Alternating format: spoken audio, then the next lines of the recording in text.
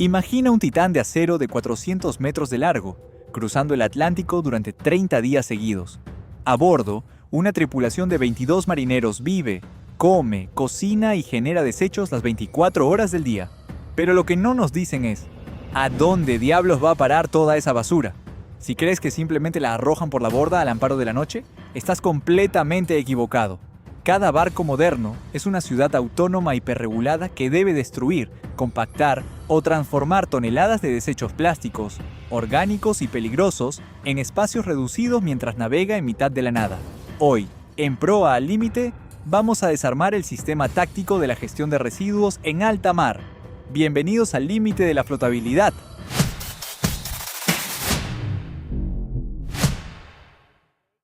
Para entender el juego, hay que conocer las reglas del árbitro.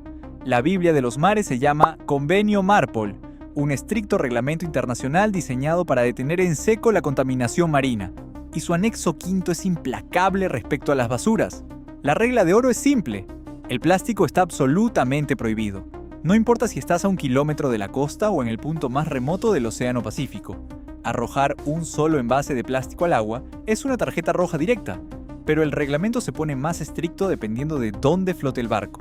Existen las llamadas zonas especiales, áreas marítimas con ecosistemas tan vulnerables que las leyes se vuelven asfixiantes.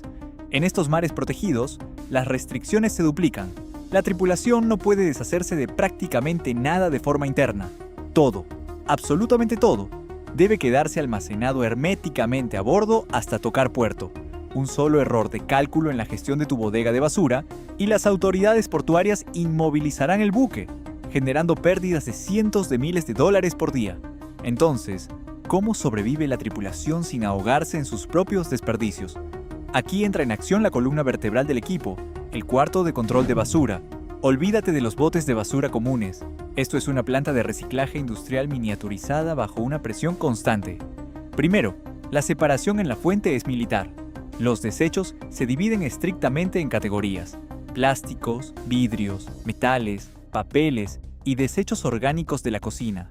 Cada categoría tiene su propia máquina de guerra encargada de reducir el volumen al mínimo espacio posible.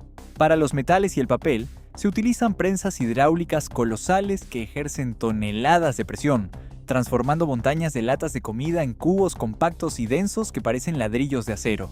Las botellas de vidrio pasan por trituradoras mecánicas de alta velocidad que las muelen hasta convertirlas en un polvo fino y seguro que no ocupa espacio y pierde toda peligrosidad. ¿Y qué pasa con el resto? Los barcos cuentan con incineradores marinos homologados. Estas son calderas de alta tecnología que operan a temperaturas brutales, devorando papeles, cartones y lodos aceitosos de los motores, transformándolos en un puñado de cenizas estériles.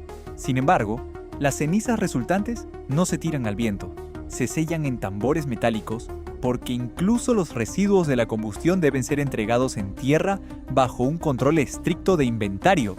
Ahora bien, un buen estratega sabe que hay excepciones en el reglamento.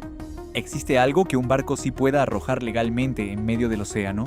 La respuesta es sí, los desechos de comida orgánica. Pero ojo, ni siquiera esto se tira así por las buenas. El convenio Marpol dicta que los restos de alimentos solo pueden ir al agua si el barco se encuentra navegando en ruta a una distancia mínima de 12 millas náuticas de la tierra más cercana. Pero aquí viene el truco técnico de la presión alta.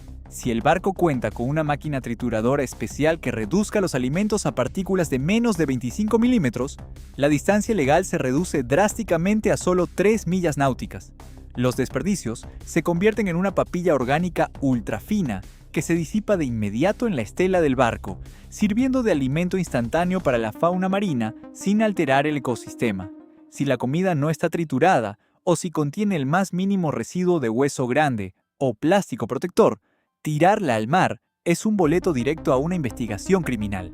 Cuando el barco atraca en cualquier parte del mundo, los inspectores suben a bordo, auditan el libro, revisan los sellos de los puertos anteriores y contrastan el inventario con la basura física almacenada en las bodegas. Si los números no cuadran por un solo kilogramo, las consecuencias son devastadoras. No obstante, y después de todo lo que te acabo de explicar, el verdadero infierno logístico no viene de la cocina ni de los baños, viene de las entrañas de acero del barco, la sala de máquinas, Los motores más grandes del planeta consumen combustible pesado, un petróleo residual y denso que requiere ser purificado constantemente a bordo mediante centrifugadoras antes de entrar a los cilindros. Este proceso de purificación separa el combustible utilizable del agua y de un lodo espeso, negro y altamente contaminante conocido como sludge o lodos aceitosos. Además, cada gota de agua que cae al suelo de la sala de máquinas se mezcla con aceites lubricantes y combustibles, acumulándose en la parte más baja del casco, conocida como la centina. Entonces te preguntarás, ¿y qué pasa con el aceite espeso que se separa? Pues se almacena en tanques térmicos especiales para luego ser quemado de forma controlada en el incinerador del barco a más de 850 grados Celsius, o se mantiene guardado bajo llave para ser succionado por camiones cisterna, especializados una vez que el buque llega a una terminal portuaria. La próxima vez que veas un coloso marino cruzando el horizonte, ya sabes que su verdadera hazaña no es solo flotar con miles de toneladas, es mantener los océanos limpios mediante una ingeniería logística implacable que opera de forma invisible en mitad de la nada.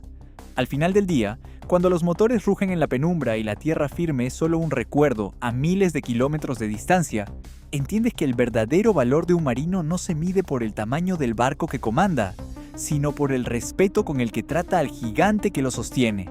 Llevar el control de cada gramo de residuo, pasar horas clasificando plástico bajo el calor de la bodega, o auditar un libro con precisión quirúrgica, no es solo por evitar una multa.